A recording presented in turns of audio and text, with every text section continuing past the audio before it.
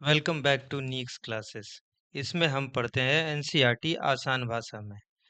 अभी हमारी class 9th की मैथ्स की सीरीज चल रही है जिसमें हमने चैप्टर 1 अपना कंप्लीट कर लिया है। आज से हम शुरू करेंगे चैप्टर 2 पॉलिनोमियल्स के इंट्रोडक्शन के बारे में पढ़ेंगे, फिर जीरोज के बारे में पढ़ेंगे और उनकी एक्सरसाइजेस को कंप्लीट करेंगे। ठीक है, तो आज हम एक्सरसाइज 2.1 को करेंगे आज की वीडियो में। तो इस चैप्टर में हम इंट्रोडक्शन पढ़ेंगे, मतलब कि पॉलिनोमियल्स होते क्या हैं, उनके टर्म्स टर्मिनोलॉजी के बारे में समझेंगे। फिर हम पॉलिनोमियल जो वन वेरिएबल वाले उनको देखेंगे कि क्या होते हैं और उनके प्रॉपर्टीज के बारे में जानेंगे। फिर जीरो जो पॉलिनोमियल्स जानेंगे क्या होता है, उनका फैक्टराइजेशन जानेंगे नेक्स्ट वीडियोज में। और अलजेब्रिक आइडेंटिटी जो हमारी होती हैं वो कैसे अप्लाई की जाती हैं, उन सब चीज़ों के बारे में जानेंगे और इनके साथ में इन सभी की एक्सरसाइजेज भी करेंगे हम। तो सबसे पहले हम शुरुआत करते हैं इंट्रोडक्शन के साथ में। ठीक है, इंट्रोडक्शन ऑफ पॉलिनोमियल। ठीक है, उससे पहले हमको कुछ टर्म समझने होंगे। तो सबसे पहला टर्म आता है कांस्टेंट। कांस्टेंट क्या होते हैं? कांस्टेंट ऐसा समझ लीजिए जिसकी वैल्यू कभी चेंज ना हो, वो कांस्टेंट हो जाता है। जैसे कि 4।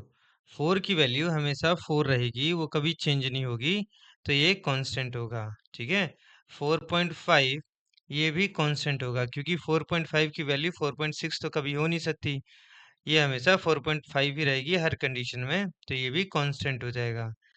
ठीक है, अंडर रूट 2, अंडर रूट 3 ये भी सभी कांस्टेंट होंगे क्योंकि इनकी वैल्यू चेंज नहीं होगी। पाई भी एक कांस्टेंट कंसीडर किया जाएगा।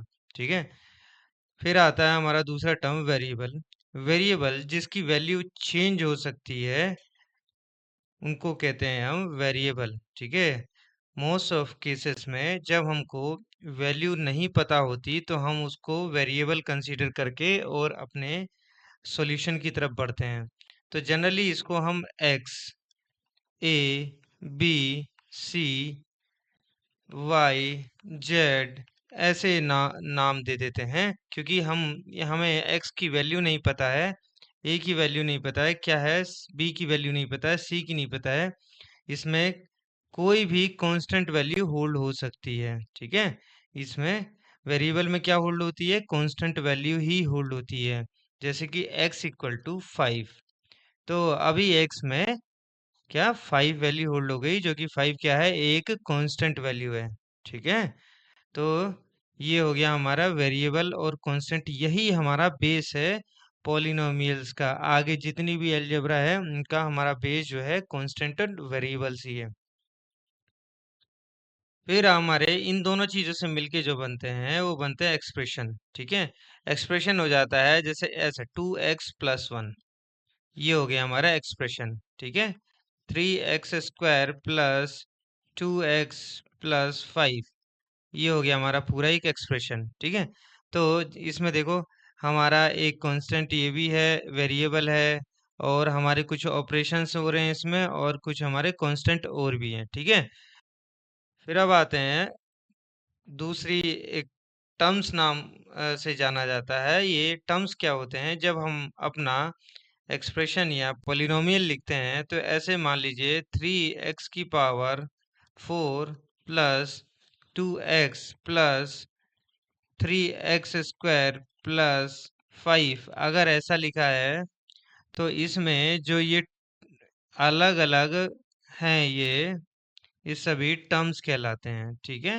ये क्या कहलाते हैं? टर्म्स कहलाते हैं।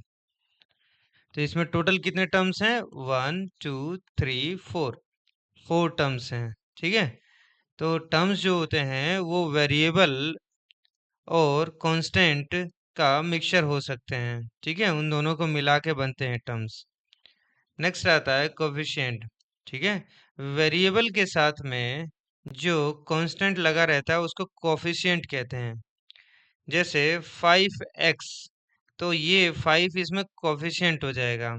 ठीक है, जैसे इस केस में 3x², तो 3 जो है प्लस का 3 वो हो जाएगा x² का कोफिशिएंट। -9x, इसमें -9 जो हो जाएगा कोफिशिएंट हो जाएगा x का। क्लियर है? फिर आती है एक डिग्री। डिग्री क्या होता है कि हमने कोई अगर पॉलिनोमियल लिख दिया है, जैसे ऊपर ही हमारा पॉलिनोमियल है 3x⁴ plus 2x plus 3x² plus 5, अगर ये पॉलिनोमियल है तो इसमें देखेंगे सबसे ज्यादा पावर कौन से वेरिएबल की है। ठीक है, कौन से वेरिएबल की है, तो ये हमारे पास ये वाला वेरिएबल आया।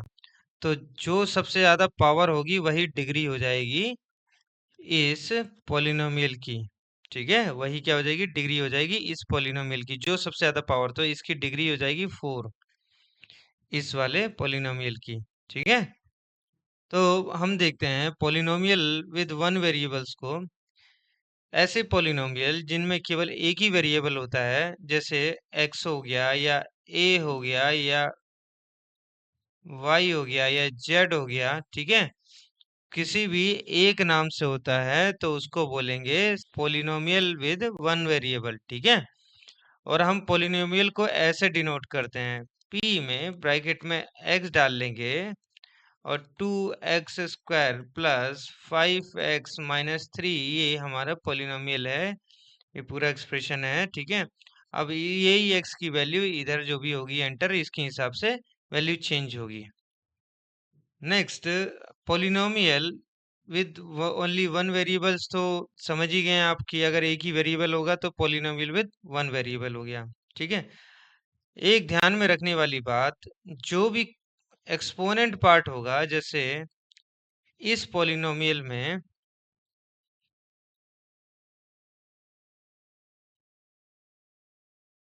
पावर वाला जो पार्ट होगा वो हमेशा होल नंबर होगा। ठीक है, क्या होगा, होल नंबर होगा। ठीक है, तो ये वो एक पॉलिनोमियल कहलाएगा, अगर होल नंबर नहीं हुआ तो वो एक पॉलिनोमियल नहीं कहलाएगा। अब याद करिए होल नंबर क्या होते हैं, प्रीवियस वीडियोज में हमने बताया भी, होल नंबर जो है वो 0 से शुरू होते हैं, 0 1 2 3 एंड सो ऑन, ये पूरे पूरे नंबर होते हैं। ठीक है, तो एक बात बताइए कि 5x⁴ प्लस 2x, क्या ये पॉलिनोमियल होगा? देखते हैं, ये जो पावर है वो 1/3 में आ रहा है, तो ये पॉलिनोमियल नहीं होगा। ठीक है, अब देखते हैं कि क्वेश्चन कि अगर इसकी पावर अंडर रूट में x प्लस 3, क्या ये एक पॉलिनोमियल होगा? नहीं होगा। क्यों? क्योंकि अंडर रूट में x जो हो जाएगा वो x⁴ 1/2 हो जाएगा और ये एक पॉलिनोमियल नहीं होगा। ठीक है, 1/x प्लस 5, क्या ये एक पॉलिनोमियल होगा? ये भी नहीं होगा, क्योंकि 1/x को हम लिख सकते हैं क्या, x⁻⁻1 प्लस 5 ऐसे लिख सकते हैं।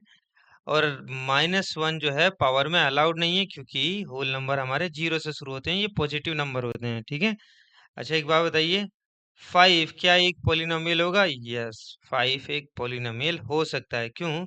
क्योंकि 5 में x की पावर हम 0 कर सकते हैं, किसी भी की पावर 0 जो है वो 1 हो जाता है, तो 5 इंटू 1 हो जाएगा 5। ठीक है, तो वैल्यू हमारी चेंज नहीं हुई। तो इस टाइप से ये हमारे पॉलिनोमियल, याद रखिएगा कि ध्यान से, कि जो उसका एक्सपोनेंट होगा, मतलब अगर हमारा वेरिएबल कोई भी हो उसका एक्सपोनेंट हमेशा एक होल नंबर होगा, तभी वो एक पॉलिनोमियल होगा, अदरवाइज वो पॉलिनोमियल नहीं होगा। तो सिंपल ऐसे क्वेश्चन आपसे पूछ सकते हैं एग्जाम में, कि एक आपको एक्सप्रेशन दे देंगे और पूछेंगे कि क्या ये एक्सप्रेशन एक पॉलिनोमियल है कि नहीं है। अब देखते हैं type of polynomial based on terms. Terms याद करिए कि हमारे पॉलिनोमियल में ax² plus bx plus c, तो ये सभी एक एक जो हैं वो टर्म्स होते हैं, टर्म्स होते हैं। ठीक है, ये टर्म्स होते हैं जिसमें a कोफिशिएंट है, b कोफिशिएंट है और c कोफिशिएंट है, और ये वेरिएबल है x² और x। ठीक है, ये वेरिएबल है। तो देखते हैं कि इनके बेसिस पे, ये एक एक टर्म्स के बेसिस पे कौन कौन से टाइप के पॉलिनोमियल होते हैं। मोनोमियल्स ऐसे पॉलिनोमियल्स होते हैं जिनमें केवल सिंगल टर्म्स होता है, जैसे कि 5x³। ठीक है, इसमें केवल सिंगल टर्म है तो ये मोनोमियल्स हो गया। क्लियर है? 3x² ये मोनोमियल हो गया, -5x ये मोनोमियल हो गया। ठीक है, क्यों? क्योंकि इनमें एक ही की टर्म है, एक से ज्यादा टर्म नहीं है। फिर आते हैं बाइनोमियल्स। ऐसे पॉलिनोमियल्स जिनमें केवल दो टर्म्स होते हैं मैक्सिमम, वो बाइनोमियल्स कहलाते हैं। ठीक है, जैसे कि 8x² + 5, इसमें दो टर्म है, एक टर्म ये हो गया और दूसरा टर्म ये हो गया। ठीक है, तो भाई का मतलब होता है दो, मोनो का मतलब होता है एक। तो जहां पे मोनो का हो गया वहां पर एक टर्म, जहां बाई मतलब दो टर्म। ठीक है, ट्राई का मतलब तीन टर्म, जहां पे तीन टर्म होते हैं वो ट्राइनोमियल्स हो जाएगा। ठीक है, जैसे कि 5x³ +3x² +7, अगर ये है तो इसमें तीन टर्म है, एक टर्म ये हो गया, दूसरा ये हो गया और तीसरा ये हो गया। तो ये हो गए ट्राइनोमियल्स। अब तीन के बाद जितने भी पोलिनोमियल्स होते हैं उनको एज जनरल हम कह देते हैं पोलिनोमियल। ठीक है, जैसे चार हो गए टर्म, पांच हो गए, छह हो गए, तो उनको सभी को कह देंगे हम क्या? पोलिनोमियल ही कह देंगे। ठीक है, तो जैसे इनको स्टैंडर्ड फॉर्म में ऐसे लिख देते हैं, a n x⁻n x⁻n−1। ठीक है, तो ये जो है कोफिशिएंट है हमारे a n−2 x⁻n−2 प्लस, ऐसे स्टैंडर्ड फॉर्म में लिख देते हैं। और लास्ट वाला जो होगा हमारा a0 होगा। ठीक है,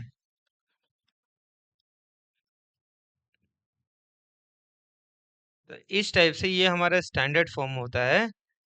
ठीक है, तो इसमें हम पॉलिनोमियल को दिखाते हैं कि अगर उसकी पावर n, मतलब कुछ भी हो सकती है पावर।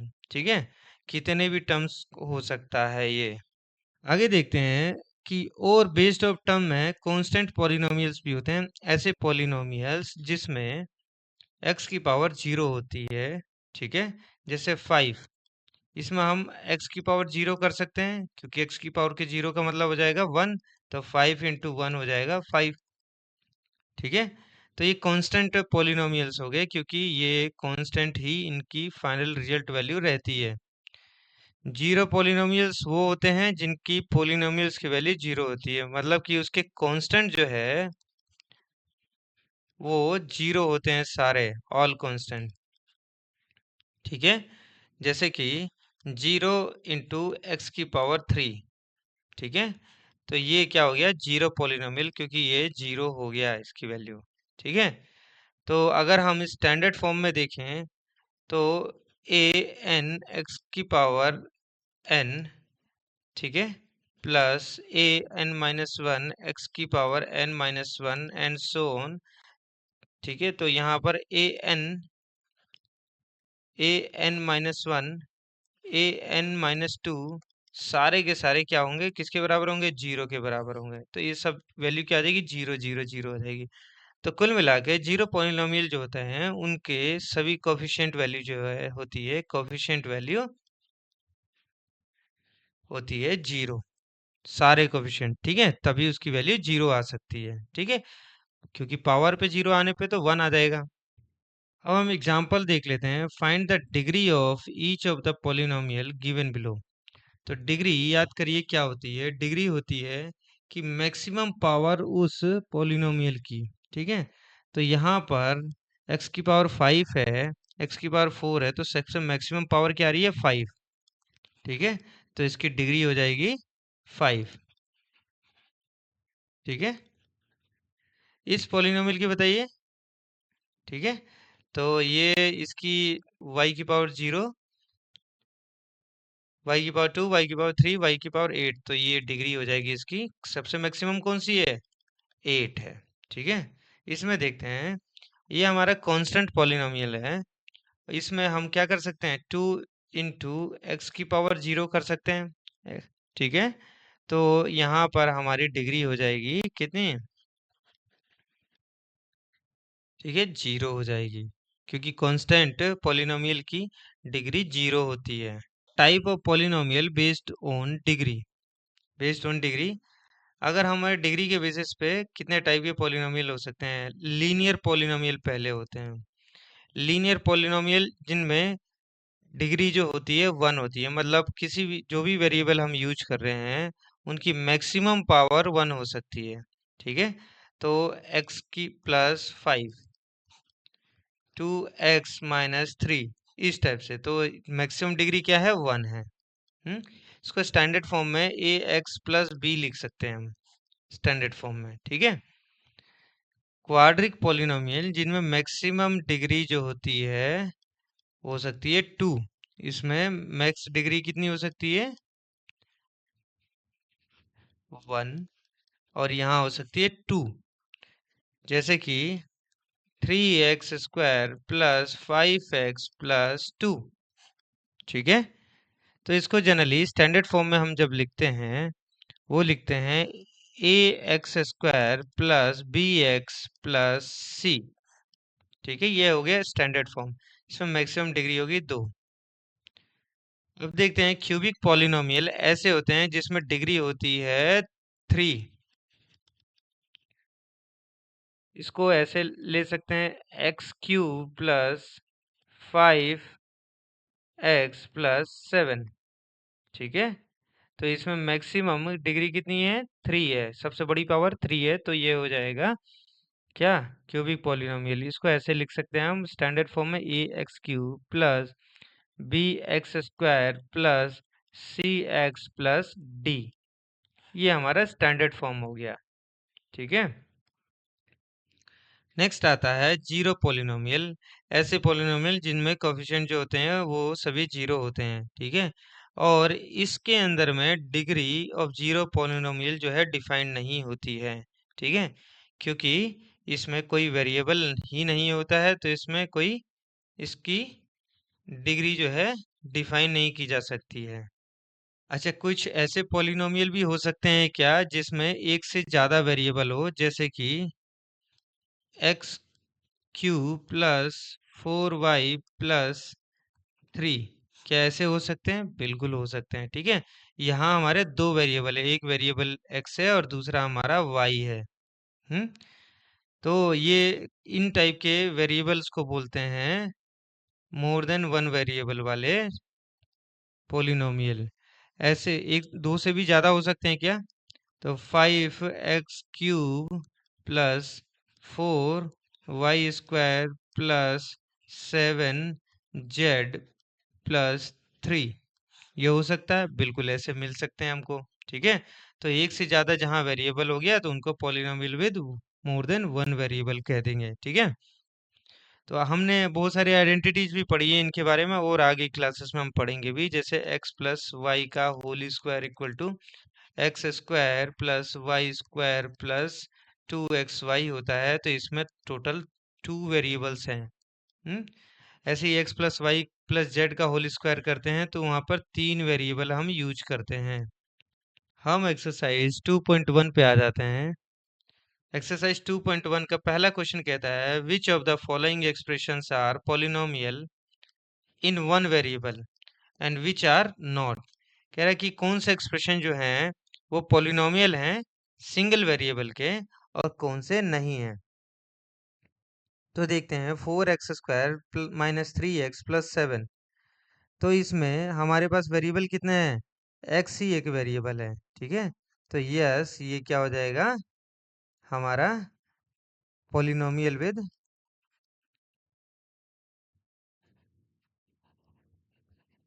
One variable. ठीक है,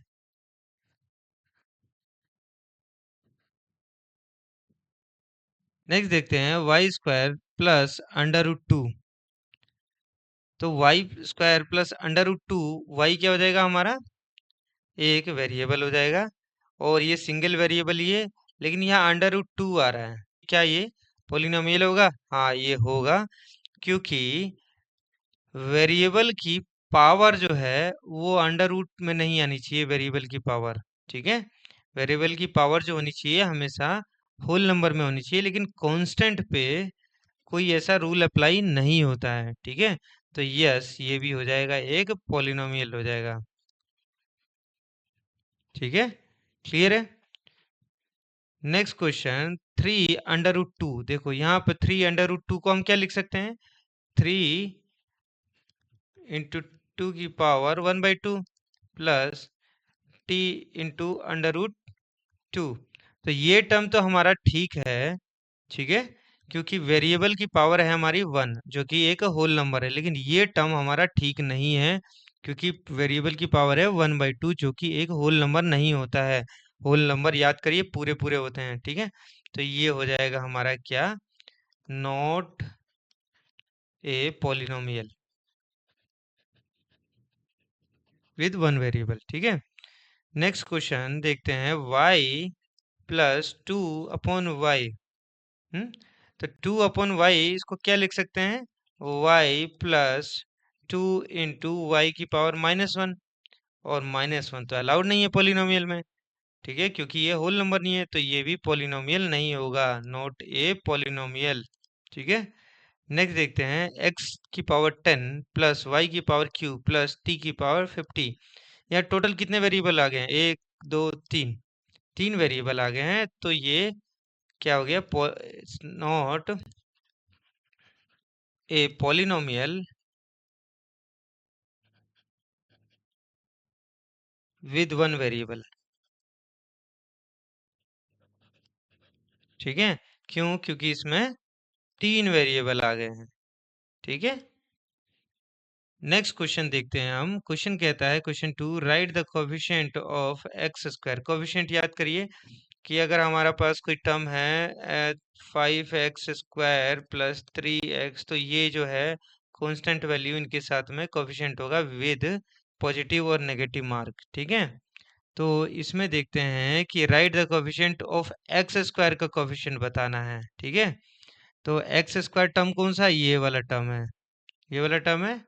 तो इसका कोफिशिएंट क्या है, तो 1 है, 1 जिसके मल्टीप्लाई में कोई नहीं है तो हम 1 कर सकते हैं, तो ये हो जाएगा प्लस का 1 या 1 लिख दो नॉर्मल, ठीक है। इसका कोफिशिएंट, इसका कोफिशिएंट देखते हैं, एक्स स्क्वायर ये है तो इसका आ जाएगा -1, ठीक है, -1। इसमें देखते हैं एक्स स्क्वायर का π/2, तो ये हो जाएगा π/2, क्योंकि हमें केवल एक्स स्क्वायर का निकालना है कोफिशिएंट, ठीक है। तो ये हो जाएगा π/2। इसका देखते हैं, इसका क्या आएगा, यहाँ हम कर सकते हैं प्लस के 0 × x⁻², ठीक है, कर सकते हैं ना, क्योंकि x⁻² में 0 मल्टीप्लाई करेंगे तो हमारा 0 ही हो जाएगा, तो यहाँ आ जाएगा हमारा 0 एज कोफिशिएंट, ठीक है। नेक्स्ट क्वेश्चन देखते हैं कि give one example each of binomial of degree 35 end of monomial of degree 100, ठीक है। तो पहले तो याद करते हैं, बाइनोमियल जो होता है on the basis of term होता है, और डिग्री हमको क्या करनी है, 35 करनी है। तो इसमें टोटल टर्म कितने हो सकते हैं, बाइनोमियल में बाई है तो मतलब 2 टर्म्स होते हैं, ठीक है। तो हमको 2 टर्म वाला एक एग्जांपल देना है जिसमें डिग्री 35 है, तो सिंपल लिख देंगे, क्या पोलिनोमियल हो जाएगा हमारा, ऐसे हो सकता है 5x⁻35 प्लस, और टर्म भी हमें 2 ही रखना है क्योंकि बाइनोमियल है ना, 7।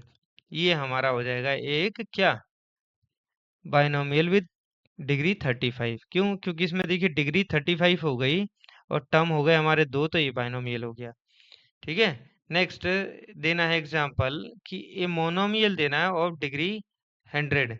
तो मोनोमियल में एक ही टर्म होता है, तो हमें देने के लिए x⁻100 दे सकते हैं, ठीक है। डिग्री हो गई हमारी 100 और एक ही टर्म है टोटल मिला के, ठीक है।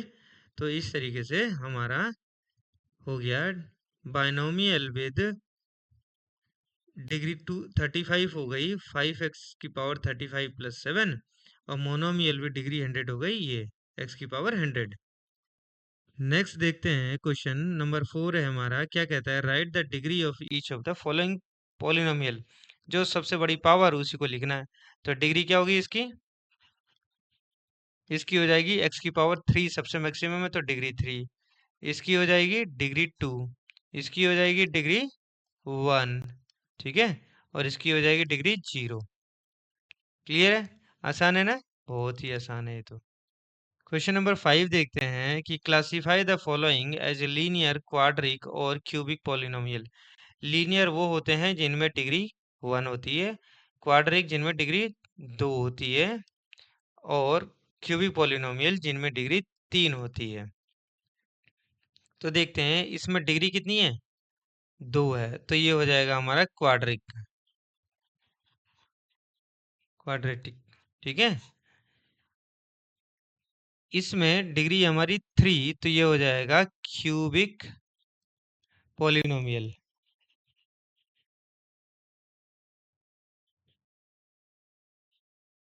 ठीक है, इसमें डिग्री कितनी है, 2 है, तो क्या हो जाएगा ये, क्वाड्रेटिक। ठीक है, इसमें डिग्री कितनी है, 1 है, तो ये हमारा लीनियर हो जाएगा। इसमें भी डिग्री 1 है, तो ये हमारा लीनियर हो जाएगा। इसमें आर की पावर कितनी है, 2 है, तो ये हमारा क्या हो जाएगा, क्वाड्रेटिक।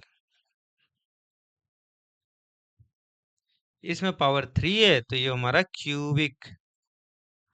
ठीक है, तो इस टाइप से हम सिंपल देख के बता पाएंगे कि अगर डिग्री 1 है तो लीनियर, डिग्री 2 है तो क्वाड्रेटिक, और डिग्री 3 है तो क्यूबिक।